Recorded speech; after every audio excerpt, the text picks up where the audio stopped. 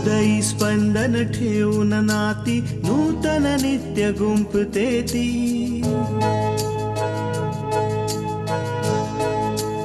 हो हृदयी स्पंदन ठेवून नाती नूतन नित्य गुंफते ती. अंगणाची किरणे होऊन घरटे स्वर्णिम करते ती. स्मित फुलवून अधरांवरती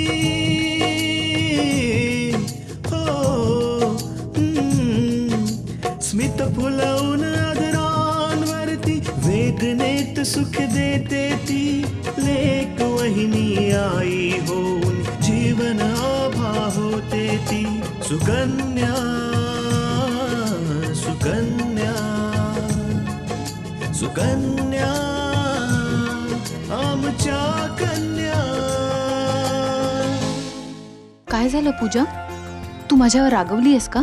आकांक्षा प्लीज हा, तुझं हे चांगुलपणाचं नाटक ना बंद कर. मी कंटाळले तुझा हा चांगुलपणा बघून. ताई, तू अजिबात काळजी करू नकोस. तुझ्या बरोबर काकू आहेत ना. आईंचाच तर आधार आहे मला, नाहीतर मी कधीच हार मानली असती. आई, मी काही कामानिमित्त बाहेर जात आहे. थोड्याच वेळात परत येईल. मग मी येऊ?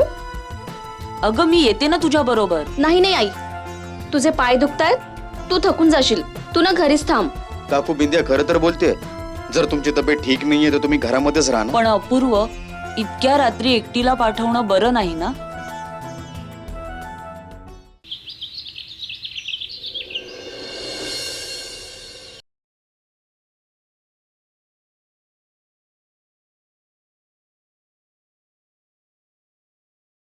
मी सांगितल्यावरती नक्कीच जाईल. हो अपूर्व, तुमच्या सांगण्यावरून तृष्णा तर नक्कीच येईल, पण पूर्ण रस्त्याभर मला त्याची बडबड ऐकावी लागेल. आजकाल तिचं वागणं खूप जास्त प्रमाणात बदललंय. अपूर्व, मी तुला सांगितलं नाही की तिचा नेहमीच प्रयत्न चाललेला असतो की लवकरात लवकर मी आणि आई या घरातून निघून जाऊ. तृष्णाला प्रत्येक वेळी असंच वाटत असतं की माझ्यामुळे, फक्त माझ्यामुळेच तुम्ही तृष्णाला वेळ देऊ शकत नाहीये. अच्छा, असं तर मी आताच तिला तुझ्या समोर बोलवतो आणि विचारतो की असं का वागतेस. तृष्णा, नाही अपूर्व, प्लीज तुम्ही तृष्णाला नका बोलावू. मला असं नाही वाटत की या घरात आपण सगळे एकमेकांशी नाराज राहू.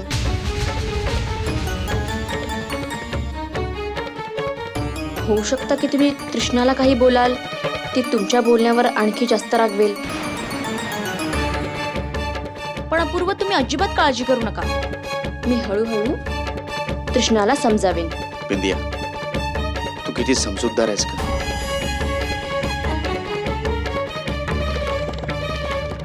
अच्छा आई, मी निघते, नाहीतर मला आणखी उशीर होईल. पण बिंदिया, तू एकटीच जातीयस. काकू, बिंदिया एकटी नाही जाणार, तिच्यासोबत मी चालले.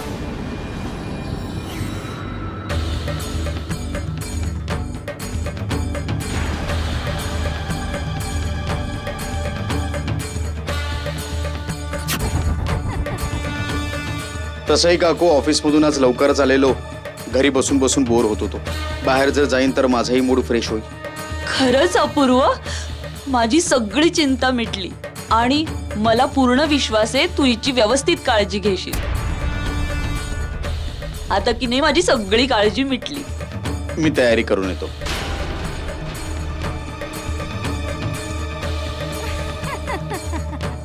आई, थँक्यू सो मच.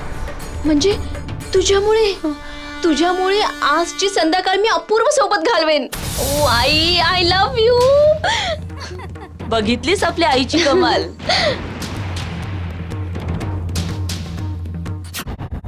अपूर्व बिंदियासोबत बाहेर गेले ताई,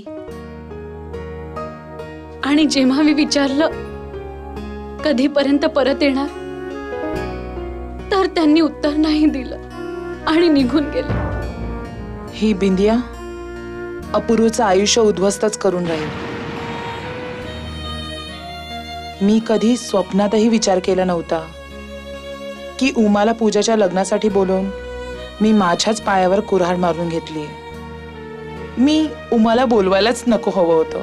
आई, तुम्ही स्वतःला का दोषी धरत आहात? तुम्हाला काय माहित की बिंदिया माझ्यासोबत असं काही करेल? तुम्ही तर तिला आपल्या आनंदात सहभागी व्हायला बोलवलं आणि हो, पण जेव्हा बिंदियाने इथे नोकरी करण्याची गोष्ट केली होती ना, तेव्हाच मला तिची नियत समजली पाहिजे होती.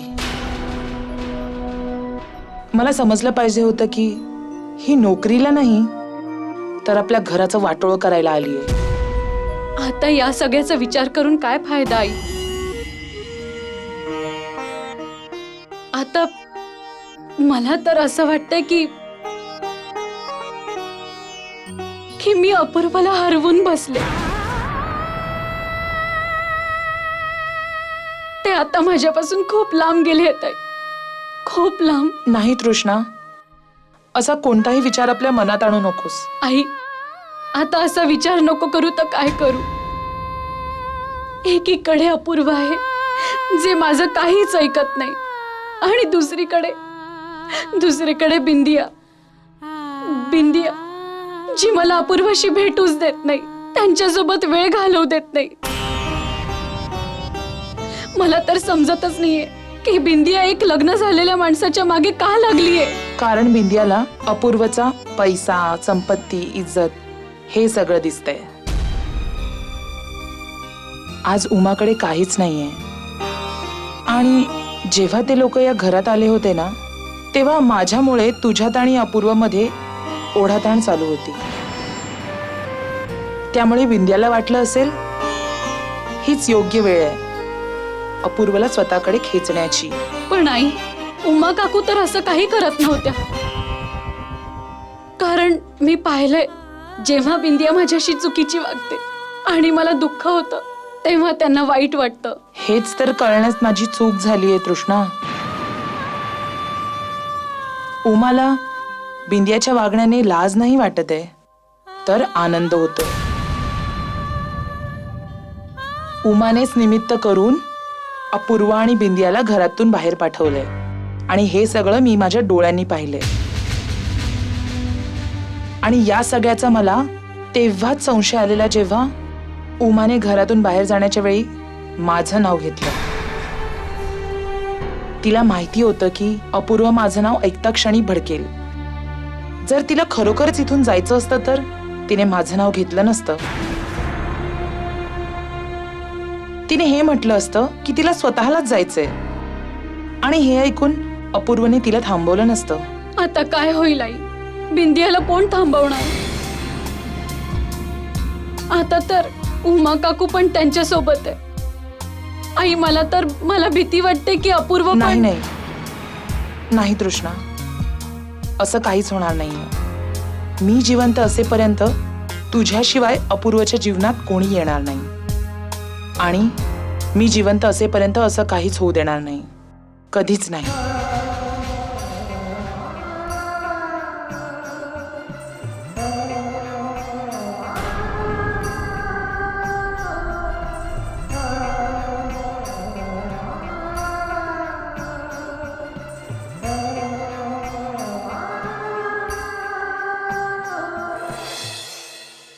सुकन्या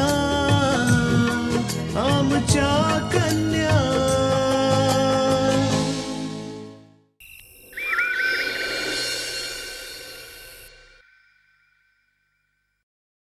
अगं आकांक्षा, हे काय करतेस तू?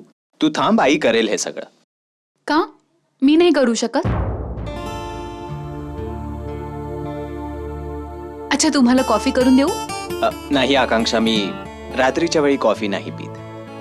पण का? नाही, मला लहानपणापासून सवय नाही. तुमच्या आवडीनिवडी सांगा ना. आता बघा ना, मला तुमच्याबद्दल काहीच माहिती नाहीये. आपण एका नव्या आयुष्याला सुरुवात केलीये, त्यामुळे हे खूप महत्वाचं आहे की एकमेकांबद्दल माहिती असलं पाहिजे. अच्छा सांगा ना, तुमच्या शाळेबद्दल, लहानपणाबद्दल. लहानपणाच्या बाबतीत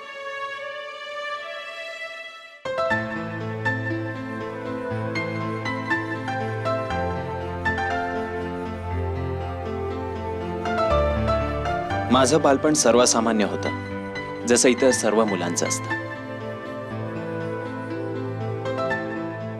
बेफिकीर, बेपरवा, कुठल्याही गोष्टीशी काही देणं घेणं नाही. शाळेत जाणं, शाळेतून घरी येणं आणि त्यानंतर मित्रांबरोबर खेळणं. माहितीये माझे खूप सारे मित्र होते, पण सगळ्यात लाडकी मैत्रीण एकच होती.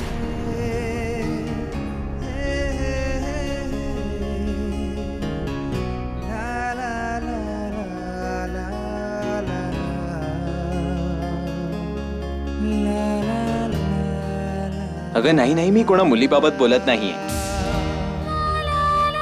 मी तर माझ्या आईबद्दल बोलतोय. मी आणि आई खूप चांगले मित्र होतो काय, आज पण आहोत. मी आणि आई एकत्र फिरायला जायचो, एकत्र खेळायचो, बागडायचो आणि एकत्रच खायचो. मग हळूहळू बालपण मागे सरलं आणि मी मोठा होत गेलो. अभ्यास पण कठीण होत गेला आणि तसंही माझं अभ्यासात कधी लक्ष नाही लागलं. माझ्यापेक्षा विशाल जास्त हुशार होता.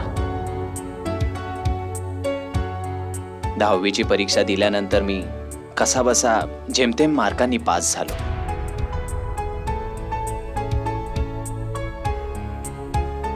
तुला हे सगळं ऐकून विचित्र वाटत असेल ना? तू तर खूप शिकलेली आहेस. हो, मला अभ्यासाची पहिल्यापासूनच आवड आहे, म्हणून मी खूप चांगली स्टुडंट होते. तुम्हाला एक गोष्ट सांगू? जी गोष्ट आपल्याला खूप जास्त आवडते ना, ती गोष्ट आपण मनापासून करतो. जर तुम्हाला अभ्यास आवडला असता तर तुम्हीही चांगले विद्यार्थी झाला असतात.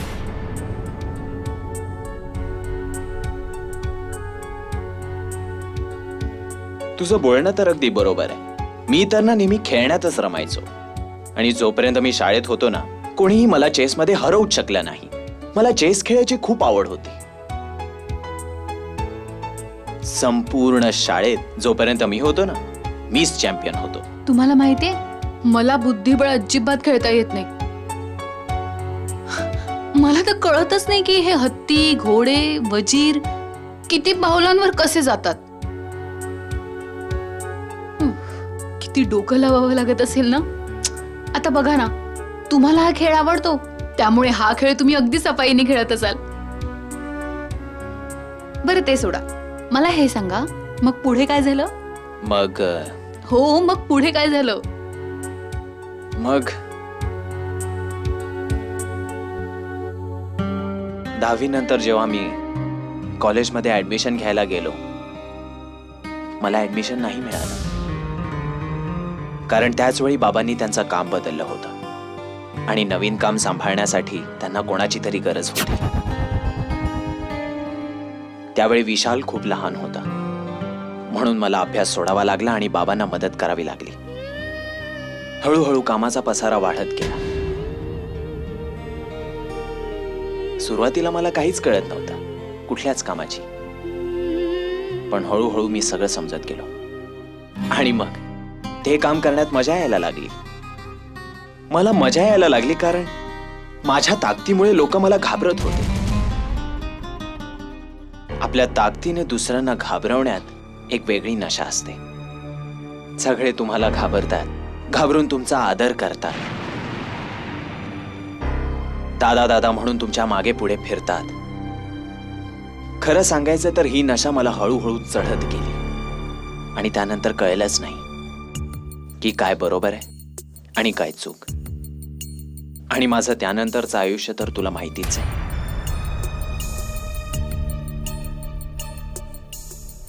विराज, मान्य आहे की तुमच्या वडिलांना नवीन काम सुरू करायचं होतं, पण हे काम त्यांनी तुमच्या भरवशावर सुरू केलं नाही ना? आणि तसेही विराज, तुम्ही ज्या वयात होतात त्या वयात तुमच्या वडिलांनी सांगितलं तेच तुम्ही केलं. तुम्ही तुमच्या मनाने त्यावेळी कुठलाच डिसिजन घेऊ शकत नव्हतात. तुम्हाला माहितीये, तुमचे वडील ते काम दुसऱ्या कोणालाही सांगू शकले असते, पण तुमचं शिक्षण सोडवून तुम्हाला त्यांच्या या कामासाठी लावणं हा खूप चुकीचा निर्णय होता.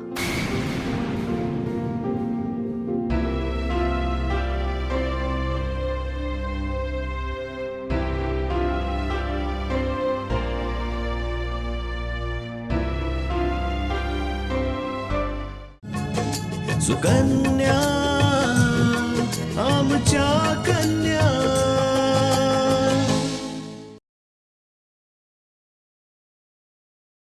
मला वाटतं की मी विराजला त्याच्या जुन्या गोष्टींची आठवण करून चूक केली.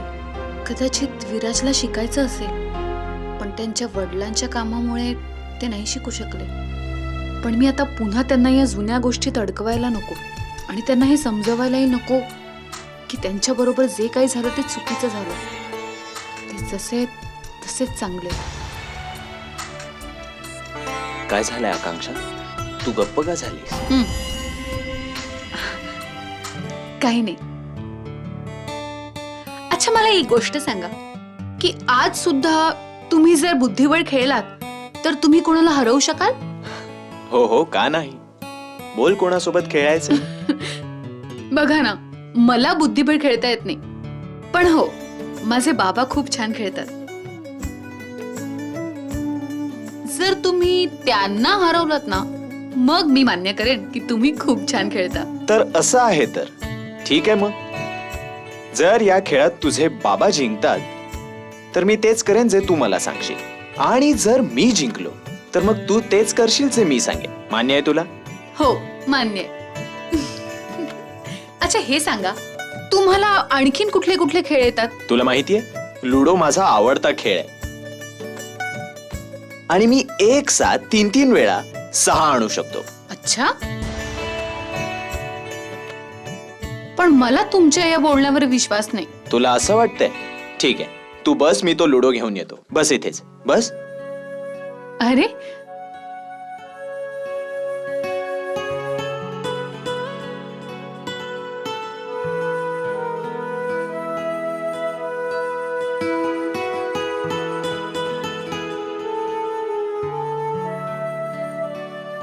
लुडो तुम्ही इथे ठेवला होतात?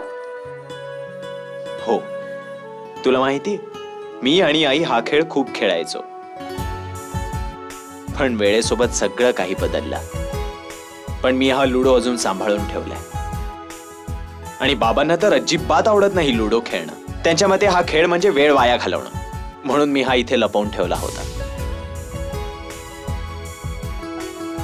असो, आता खेळू तर शकत नाही मी, पण याला पाहिल्यानंतर जुन्या आठवणी जाग्या होतात. मन मोकळेपणे हसतो याला पाहिल्यावर.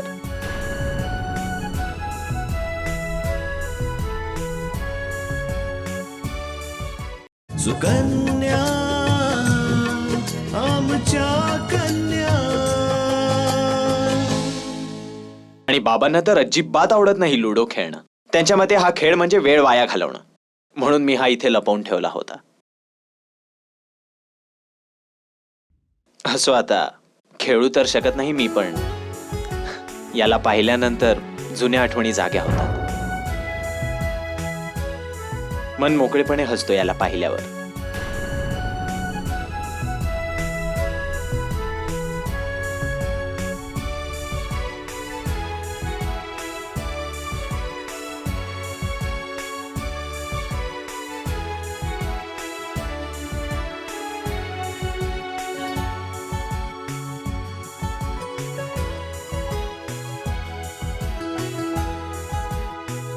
विराज, तुम्ही माझ्या बरोबर खेळाल?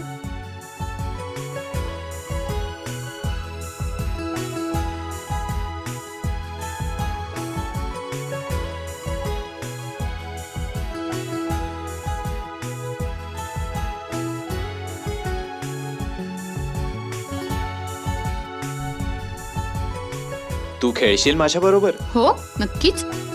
जर तुम्हाला हरण्याचा त्रास होणार नसेल ना तर. अच्छा, असं आहे तर चल मग बघूया कोण कोणाला हरवतंय ते. चल.